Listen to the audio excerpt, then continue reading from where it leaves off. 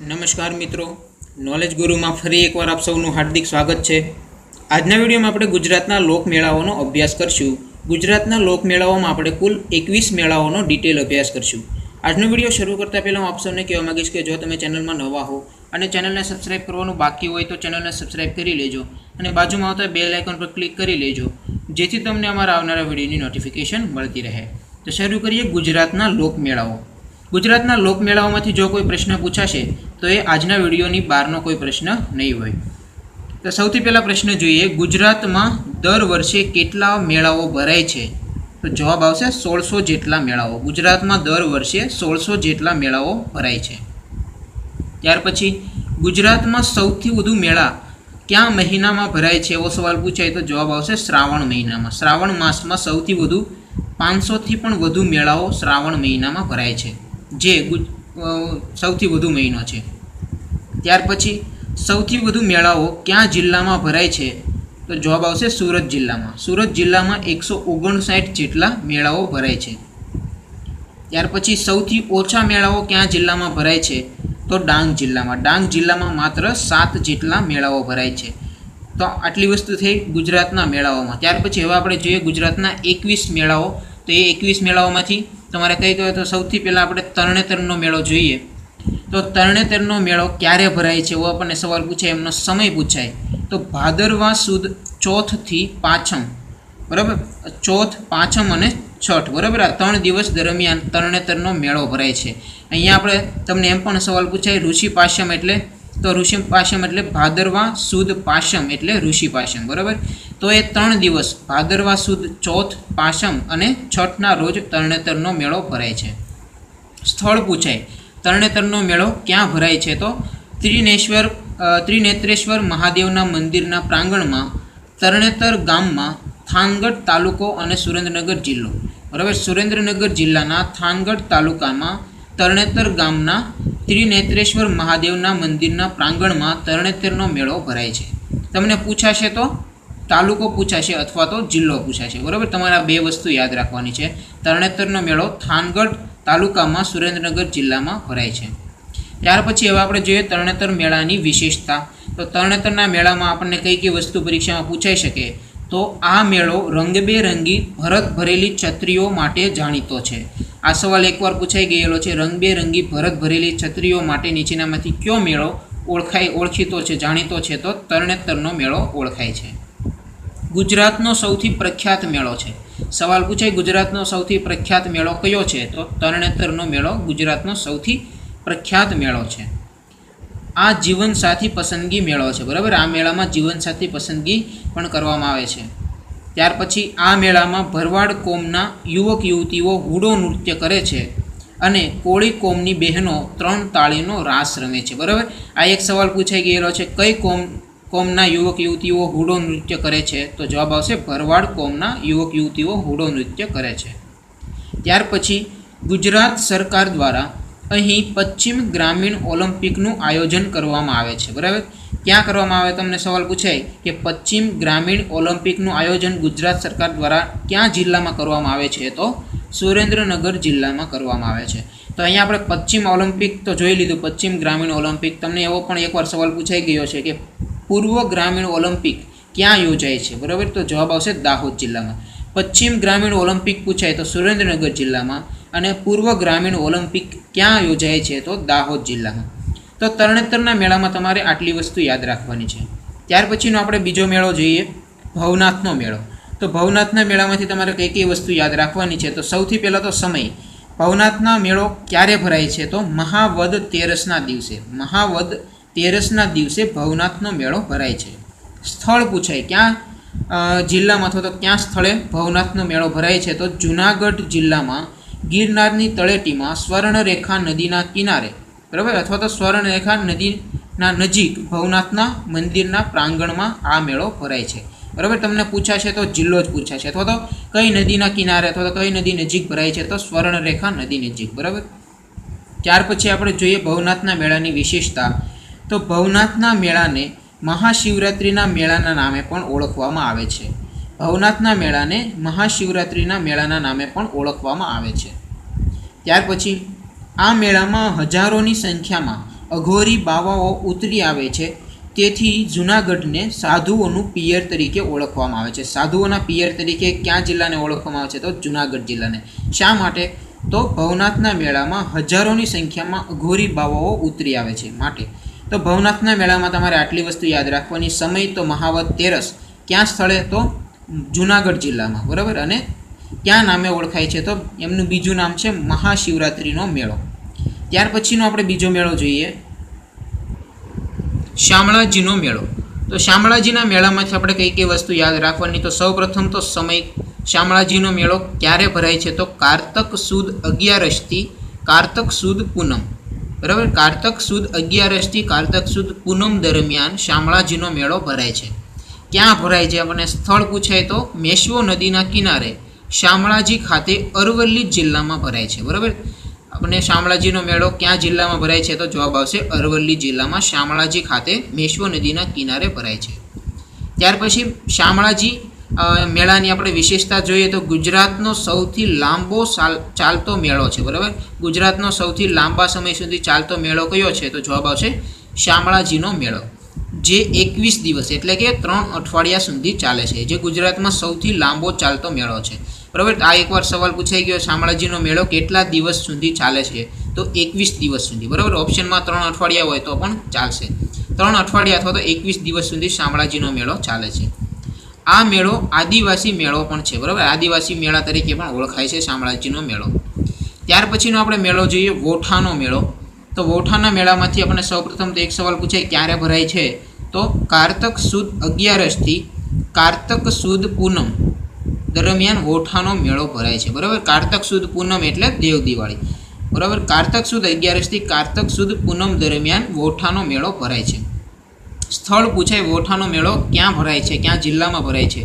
તો અમદાવાદ જિલ્લાના ધોળકા તાલુકામાં વોઠા ખાતે 7 નદીઓના સંગમ સ્થાને વોઠાનો મેળો ભરાય છે, બરાબર. 7 નદીઓનું સંગમ થાય છે અમદાવાદ જિલ્લાના ધોળકા તાલુકામાં વોઠા ખાતે, ત્યાં આ મેળો ભરાય છે, બરાબર. એટલે વોઠા ખાતે મેળો ભરાય છે એટલે એમનું નામ છે વોઠાનો મેળો. તો એ 7 નદીઓ કઈ કઈ ત્યાં ભેગી થાય છે આપણને સવાલ પૂછાય તો મેશ્વો, માઝમ, વાત્રક, શેઢી, ખારી, હાથમતી અને સાબરમતી. આ 7 નદીઓનું સંગમ થાય છે વોઠા ખાતે અમદાવાદ જિલ્લાના ધોળકા તાલુકામાં. ત્યાં કારતક સુદ 11થી કારતક સુદ પૂનમ એટલે કે દેવ દિવાળી દરમિયાન વોઠાનો મેળો ભરાય છે. ત્યાર પછી આ મેળાની વિશેષતા જોઈએ તો ગુજરાતનો સૌથી મોટો મેળો છે. સવાલ પૂછાય ગુજરાતનો સૌથી મોટો મેળો કયો છે? તો વોઠાનો મેળો છે એ ગુજરાતનો સૌથી મોટો મેળો છે. આ મેળો પશુ મેળા તરીકે પણ જાણીતો છે. આ મેળામાં ગધેડાની મોટા પાયે લે વેચ થાય છે, માટે તે ગર્ધબ મેળા તરીકે પણ ઓળખાય છે. આ વાક્યમાંથી તમને 2 પ્રશ્ન પૂછાઈ ગયેલા છે કે કયો મેળો પશુ મેળા તરીકે ઓળખાય છે, પશુ મેળા તરીકે જાણીતો છે? તો વોઠાનો મેળો છે એ પશુ મેળા તરીકે જાણીતો છે. એક સવાલ એમ પણ પૂછાઈ ગયેલો કે ગધેડાની લેવેચ માટે કયો મેળો ઓળખાય છે? તો વોઠાનો મેળો છે, જેમાં ગધેડાની મોટા પાયે લેવેચ થાય છે. ત્યાર પછીનો આપણે મેળો જોવાનો છે કાત્યોકનો મેળો. કાત્યોકનો મેળો તો સૌપ્રથમ સમય પૂછાય, ક્યારે કાત્યોકનો મેળો ભરાય છે? તો કારતક સુદ પૂનમ અથવા તો ઓપ્શનમાં દેવ દિવાળી હોય તો પણ આપણા બંને જવાબ સાચા પડશે. કારતક સુદ પૂનમ એટલે કે દેવ દિવાળીના રોજ કાત્યોકનો મેળો ભરાય છે. સ્થળ પૂછાય, ક્યાં સ્થળે કાત્યોકનો મેળો ભરાય છે? તો સિદ્ધપુર ખાતે, પાટણ જિલ્લાના સિદ્ધપુર ખાતે સરસ્વતી નદીના કિનારે કાત્યોકનો મેળો ભરાય છે. વિશેષતા, કાત્યોકના મેળાની વિશેષતા શી છે? આપણે આમાંથી પણ સવાલ પૂછાય કે આ મેળામાં મોટા પ્રમાણમાં ઊંટની લેવેચ થાય છે, બરાબર. સવાલ પૂછાય ઊંટની લેવેચ માટે કયો મેળો જાણીતો છે? તો કાત્યોકનો મેળો છે એ ઊંટની લેવેચ માટે જાણીતો છે, બરાબર. ત્યાર પછી ગુજરાતમાં ઊંટની લેવેચ માટેનો સૌથી મોટો મેળો છે, બરાબર. એ પણ ઊંટની લેવેચ માટે જાણીતો છે એટલે ગુજરાતનો સૌથી મોટો ઊંટની લેવેચ માટેનો પણ મેળો છે, બરાબર. અહીંયા આપણને ગુજરાતની સૌથી ઊંટની લેવેચ માટેનો સૌથી મોટો મેળો પૂછાય તો કાત્યોકનો મેળો. પણ ભારતમાં સૌથી વધુ ઊંટની લેવેચ માટેનો કયો મેળો જાણીતો છે? બરાબર. ભારતમાં ઊંટની લેવેચ માટેનો સૌથી મોટો મેળો કયો છે એવો સવાલ પૂછાય તો પુષ્કરનો મેળો. ગુજરાતમાં પૂછાય તો કાત્યોકનો મેળો, અને ભારતમાં પૂછાય સૌથી વધુ ઊંટની લેવેચ માટેનો મેળો તો પુષ્કરનો મેળો, જે કયા રાજ્યમાં ભરાય છે? તો રાજસ્થાન રાજ્યમાં ભરાય છે. તો કાત્યોકના મેળામાં તમારે આટલી વસ્તુ યાદ રાખવાની. ત્યાર પછી આપણે બીજો મેળો જોઈએ, ચિત્ર વિચિત્ર મેળો. ચિત્ર વિચિત્ર મેળો ક્યારે ભરાય છે એવો સવાલ પૂછાય તો કારતક સુદ પૂનમના દિવસે ચિત્ર વિચિત્ર મેળો ભરાય છે, બરાબર. એટલે કે દેવ દિવાળીના દિવસે ચિત્ર વિચિત્ર મેળો ભરાય છે. સ્થળ પૂછાય, ચિત્ર વિચિત્ર મેળો ક્યાં ભરાય છે તો સાબરકાંઠા જિલ્લામાં ગુણભાખરી ગામે ચિત્ર વિચિત્ર મેળો ભરાય છે. ત્યાર પછી આ મેળાની વિશેષતા તો આ મેળામાં પૃથ્વીરાજ અને સંયુક્તા હરણ થાય છે, બરાબર. આ સવાલ એકવાર પૂછાઈ ગયેલો છે. નીચેનામાંથી કયા મેળામાં પૃથ્વીરાજ અને સંયુક્તા હરણ થાય છે તો જવાબ આવશે ચિત્ર વિચિત્ર મેળામાં પૃથ્વીરાજ અને સંયુક્તા હરણ થાય છે. આ મેળામાં પૃથ્વીરાજ અને સંયુક્તાનું મિલન થાય છે, બરાબર. ત્યાર પછીનો આપણે એક મેળો જોઈએ, ડાકોરનો માણેક અઠારીનો મેળો. ડાકોરનો માણેક અઠારીનો મેળો, તો એમાંથી આપણે કઈ કઈ વસ્તુ યાદ રાખવાની? સૌપ્રથમ તો સમય યાદ રાખવાનો, ક્યારે ભરાય છે તો આસો પૂનમના રોજ ડાકોરનો માણેક અઠારીનો મેળો ભરાય છે, એટલે કે શરદ પૂર્ણિમાના દિવસે, બરાબર. શરદ પૂર્ણિમા એટલે કે આસો પૂનમના રોજ આ મેળો ભરાય છે. સ્થળ પૂછાય તો ખેડા જિલ્લાના ડાકોરમાં રણછોડ રાયજીના મંદિરના પ્રાંગણમાં ડાકોરનો માણેક અઠારીનો મેળો ભરાય છે. ક્યાં જિલ્લામાં સવાલ પૂછાય તો ખેડા જિલ્લામાં. ત્યાર પછી આ મેળાની વિશેષતા જોઈએ તો દંતકથા મુજબ ભક્ત બોડાણા દ્વારા મૂર્તિ પ્રતિષ્ઠા થયેલી છે, બરાબર. અહીં દંતકથા મુજબ ભક્ત બોડાણા દ્વારા મૂર્તિ પ્રતિષ્ઠા થયેલી છે. તે મુજબ શરદ પૂર્ણિમાના દિવસે ભગવાન સાક્ષાત હાજર હોય છે, તેથી તેમને સૌથી કિંમતી મુગટ પહેરાવવામાં આવે છે. આ સવાલ એકવાર પૂછાઈ ગયેલો છે. નીચેનામાંથી કયા મેળા દરમિયાન ભગવાનને સૌથી કિંમતી મુગટ પહેરાવવામાં આવે છે તો ડાકોરના માણેક અઠારીના મેળામાં, બરાબર. ત્યાર પછીનો આપણે મેળો જોઈએ પલ્લીનો મેળો.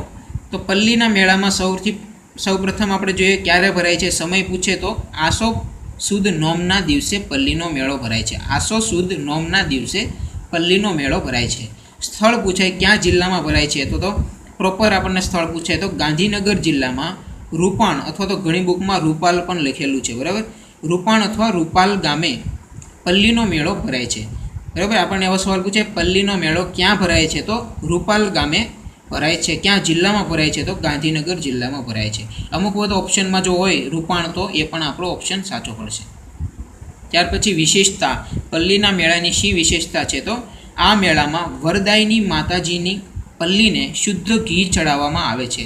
આ સવાલ એકવાર પૂછાઈ ગયેલો છે કે માતાજીની પલ્લીને શુદ્ધ ઘી કયા મેળામાં ચડાવવામાં આવે છે તો પલ્લીના મેળામાં, બરાબર. પલ્લીના મેળામાં વરદાયની માતાજીની પલ્લીને શુદ્ધ ઘી ચડાવવામાં આવે છે. ત્યાર પછી પરીક્ષામાં પૂછાઈ શકે તેવા અન્ય મેળાઓ. હવે આપણે જોઈએ પરીક્ષામાં પૂછાઈ શકે તેવા અન્ય મેળાઓ. તો સૌપ્રથમ જન્માષ્ટમીનો મેળો. તો સવાલ પૂછાય જન્માષ્ટમીનો મેળો ક્યારે ભરાય છે તો શ્રાવણ વદ આઠમના રોજ જન્માષ્ટમીનો મેળો ભરાય છે. ક્યાં ભરાય છે એવો સવાલ પૂછાય તો આમ તો દરેક જગ્યાએ ભરાય છે, પણ પ્રોપર આપણને આ સવાલ પૂછાય તો દેવભૂમિ દ્વારકા જિલ્લામાં દ્વારકા ખાતે જન્માષ્ટમીનો મેળો ભરાય છે, બરાબર. ક્યારે તો શ્રાવણ વદ આઠમના રોજ. ત્યાર પછી માધવરાયનો મેળો. તો માધવરાયનો મેળો ક્યાં ભરાય છે એવો સવાલ પૂછાય તો પોરબંદર જિલ્લાના માધવપુરા ખાતે માધવરાયનો મેળો ભરાય છે. ક્યારે ભરાય છે તો ચૈત્ર માસમાં પૂનમના રોજ ભરાય, બરાબર. ચૈત્ર પૂનમના રોજ માધવરાયનો મેળો છે એ પોરબંદર જિલ્લામાં માધવપુરા ખાતે ભરાય છે. ત્યાર પછી ઝુંડનો મેળો. ઝુંડનો મેળો ક્યાં ભરાય છે તો ચોરવાડ ખાતે ભરાય છે, જૂનાગઢ જિલ્લામાં. જૂનાગઢ જિલ્લાના ચોરવાડ ખાતે ઝુંડનો મેળો ભરાય છે. ત્યાર પછી ગોળ ગધેડાનો મેળો. આ એકવાર સવાલ પૂછાઈ ગયેલો છે. ગોળ ગધેડાનો મેળો ક્યાં જિલ્લામાં ભરાય છે તો દાહોદ જિલ્લામાં જેસવાડા ખાતે ગોળ ગધેડાનો મેળો ભરાય છે, બરાબર, દાહોદ જિલ્લામાં. ત્યાર પછી રીખવદેવનો જૈન મેળો. રીખવદેવનો જૈન મેળો ક્યાં ભરાય છે તો ભરૂચ જિલ્લામાં ભરાય છે. રીખવદેવનો જૈન મેળો ભરૂચ જિલ્લામાં ભરાય છે. ત્યાર પછી દૂધરેજનો મેળો. આ પણ એકવાર સવાલ પૂછાઈ ગયેલો છે. દૂધરેજનો મેળો ક્યારે ભરાય છે તો અષાઢી બીજના દિવસે ભરાય છે. ક્યાં જિલ્લામાં ભરાય છે તો સુરેન્દ્રનગર જિલ્લામાં ભરાય છે. દૂધરેજનો મેળો સુરેન્દ્રનગર જિલ્લામાં અષાઢી બીજના દિવસે ભરાય છે. ત્યાર પછી પાલોદરનો મેળો. તો પાલોદરનો મેળો મહેસાણામાં 64 જોગણી માતાના મંદિરે ભરાય છે, બરાબર. ક્યારે ભરાય છે? તો ફાગણ વદ 11 થી 13ના દિવસે આ મેળો ભરાય છે. આ મેળામાં પાક અને વરસાદની આગાહી કરવામાં આવે છે, બરાબર. સવાલ પૂછાય કે પાક અને વરસાદની આગાહી ક્યાં મેળામાં કરવામાં આવે છે? તો પાક અને વરસાદ માટે નીચેનામાંથી કયો મેળો ભરાય છે? તો પાલોદરનો મેળો છે એ પાક અને વરસાદની આગાહી આ મેળામાં કરવામાં આવે છે.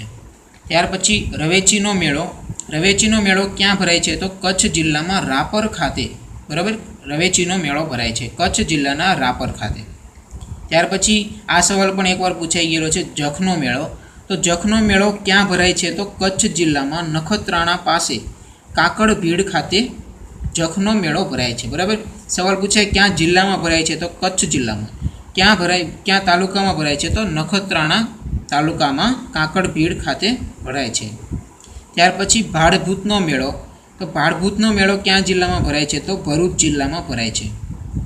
ત્યાર પછી પાલનો મેળો. તો પાલનો મેળો પાલીતાણા ખાતે ભરાય છે. ભાવનગર જિલ્લાના પાલીતાણા તાલુકામાં પાલનો મેળો ભરાય છે. ત્યાર પછી અંબાજીનો મેળો. અંબાજીનો મેળો ક્યારે અને ક્યાં ભરાય છે? તો ભાદરવી પૂનમના રોજ બનાસકાંઠા જિલ્લામાં અંબાજીનો મેળો ભરાય છે, બરાબર. બનાસકાંઠા જિલ્લામાં ભાદરવી પૂનમના રોજ અંબાજીનો મેળો ભરાય છે.